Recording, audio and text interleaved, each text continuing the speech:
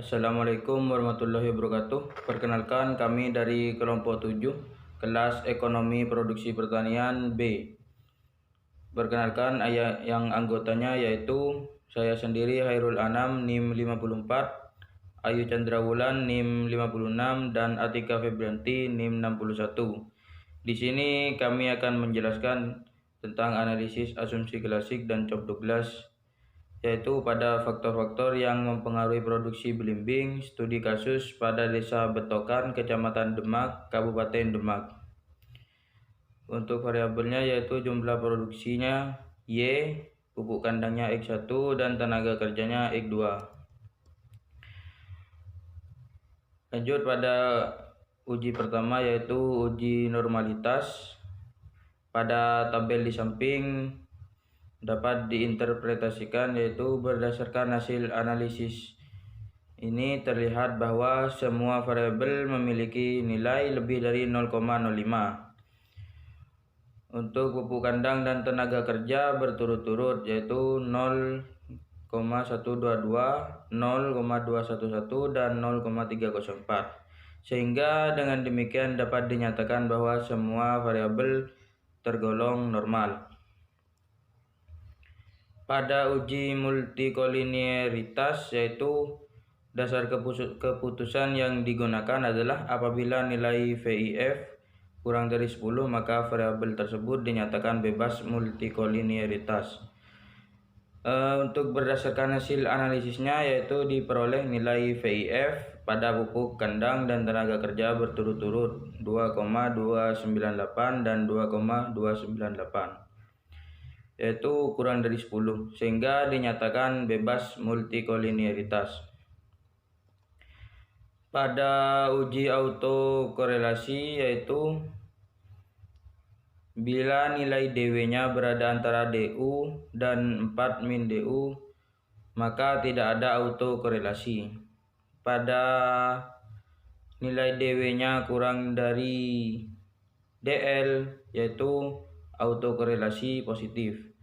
Apabila DW-nya lebih dari 4 DL yaitu autokorelasi negatif. Dan apabila DW-nya terletak antara DU dan DL atau DW terletak antara 4 DU dan 4 DL maka hasilnya tak dapat disimpulkan.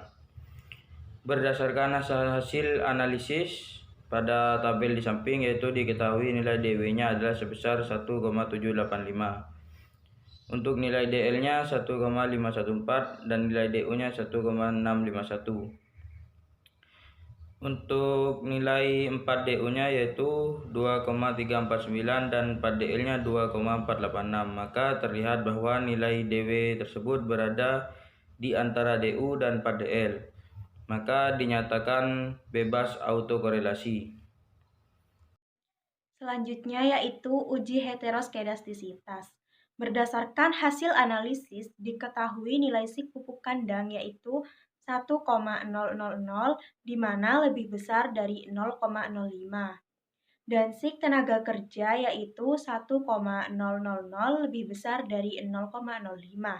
Sehingga dinyatakan bebas dari heteroskedastisitas. Uji linearitas.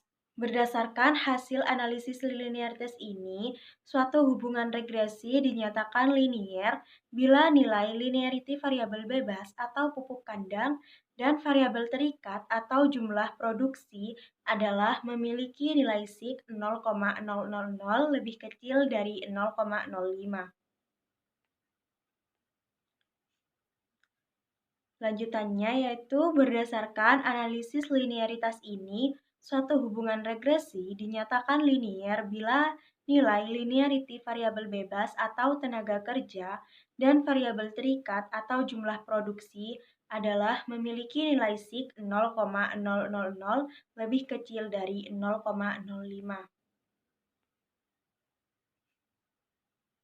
Selanjutnya, uji Cobb-Douglas.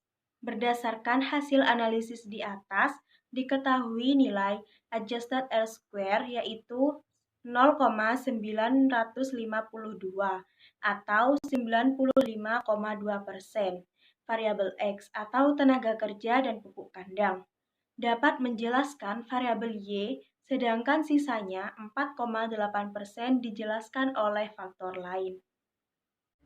Baik, di sini saya akan melanjutkan tentang uji F, yaitu dapat melihat dari F hitung maupun nilai SIK. Berdasarkan hasil analisis di atas, diketahui bahwa nilai SIK sebesar 0,000 yaitu lebih kecil daripada 0,05, maka variabel independen yakni tenaga kerja dan pupuk kandang berpengaruh signifikan secara simultan terhadap variabel dependen yakni jumlah produksi.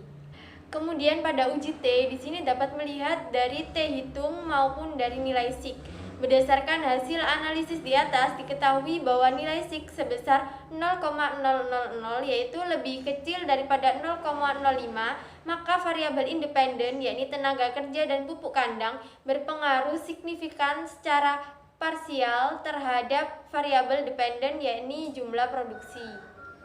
Berdasarkan hasil pengujian di atas, maka diperoleh model fungsi produksi Cobb-Douglas sebagai berikut, di mana eksponen A sama dengan 3,290.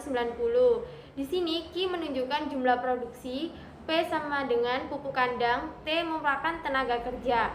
Di mana len Q sama dengan alfa plus beta 1 len P plus beta 2 len T. Di mana len Q yaitu 1,191 plus 0,781 len P plus 0,204 len T, di mana Q diketahui yaitu 3P pangkat 0,7 plus T pangkat 0,2.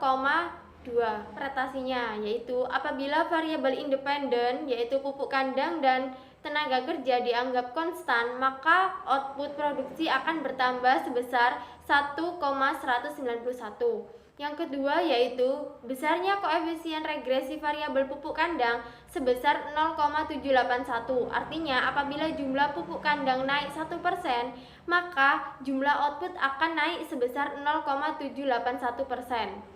Yang ketiga yaitu besar koefisien regresi variabel tenaga kerja sebesar 0,204.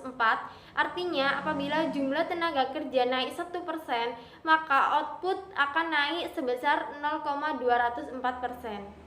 Berdasarkan hasil estimasi, maka homogeneity degree yang merupakan hasil penjumlahan nilai koefisien masing-masing variabel yaitu pupuk kandang dan tenaga kerja 0,7 ditambah 0,2 yaitu 0,9 atau kurang dari 1 menunjukkan decreasing return to scale.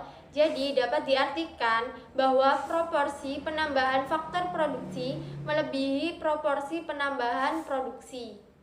Terima kasih, sekian dari kelompok kami. Saya ucapkan wassalamualaikum warahmatullahi wabarakatuh.